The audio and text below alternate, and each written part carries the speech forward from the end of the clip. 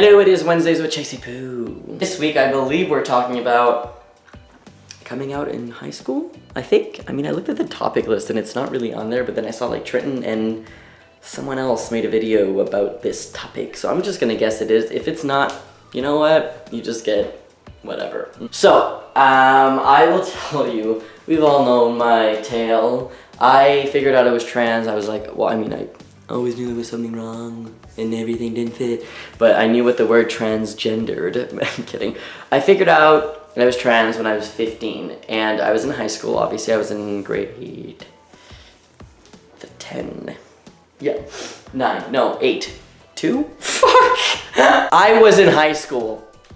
And it was like a bit traumatizing because all the videos and all the information that I saw was like all about older people or children, like Jazz. Like obviously I watched that documentary with like Barbara Walters when Jazz was like 3, and I was like, oh, you either have to be a kid or you have to be really old. So I was like, I guess I have to wait till I'm really old because I can't go back in time.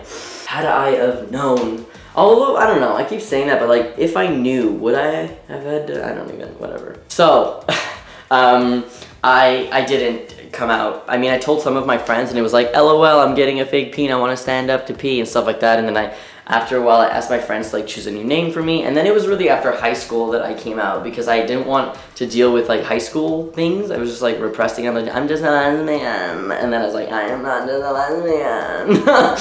So I don't have personal advice because I know that this is an advice week. But I will tell you that from the videos that I made on my video about coming out, some people have written their coming out stories on the comments, and a good thing to do, and I know this, I have a friend who's I'm close with, and her kid is in high school and coming out and stuff like that, so I know from people's experiences that the parents usually go with them to the principal and explain things, or to the teachers and stuff like that. Some schools hold like meetings with the staff so that like people can understand pronouns, which I think is really cool. And like, but it's not just like this person's trans, get over it. It's not like that. It's more like trans people exist. This will happen in the future. We should know what it is now, which I think is like really cool. And everybody should just like, hey, by the way, trans people exist. Like just slide that in just a little bit and then we're good. But anyways, what I think is hard is that if you're not out to your parents, but you want to come out in high school, I don't know what you should do. Especially because like, I don't know how different, I don't think it's really that different from Canada to America, honestly. We're like super close.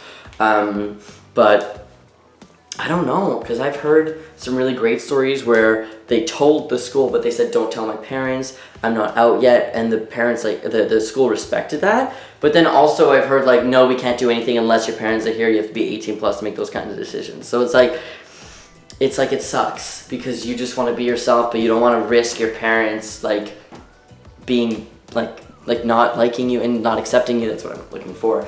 And plus you have to be careful, right? Because you can be ready to come out, but if you're scared that your parents are going to emotionally or verbally or physically harm you or kick you out of the house and you don't have money or a place to stay, it's dangerous and you probably shouldn't come out right away unless you have a backup plan. If they do kick you out, you know that you have somewhere that you can go that you've already arranged before and you have some money lined up. Just you save some money somehow. I have a friend I know who actually packed his bag and had a whole, like all the money he saved in his bag beside the door. Then he came out to his mom, and just in case she didn't accept him and kicked him out of the house because he was so scared, he had that bag there.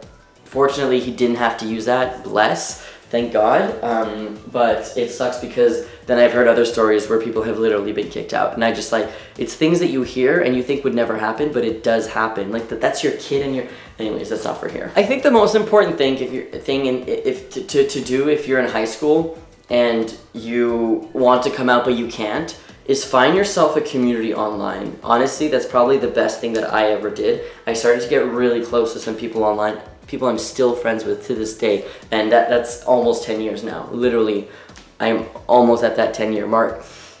And it's just amazing to have a connection with people online that you can talk to that are literally in the same boat as you.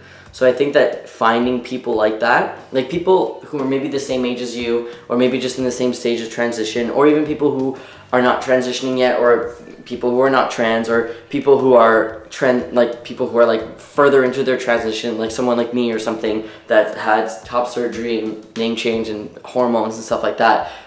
Just connecting with other people really helped me, and seeing people who were on hormones for a lot longer made me like see the future and say, oh my god, one day that'll be me, I'll be able to do that. So getting close to people like that made me feel better about myself because I knew it was going to be possible. So I found people, I don't even know, how the hell did I even start talking? I don't even know where, like I think I went to like Susan's Place, is that what that's called? That website is for sure still on. It's like Hudson, that FTM Hudson guide page, you know what I'm talking about? Like old school, like that was like the only trans information for trans guys, like back in the day. There was nothing else. That was the only website. So literally I like memorized that whole website, like my eyes were glued to the screen. But anyways, I think I met people from like Susan's Place. I'm not sure, because there used to be like a chat.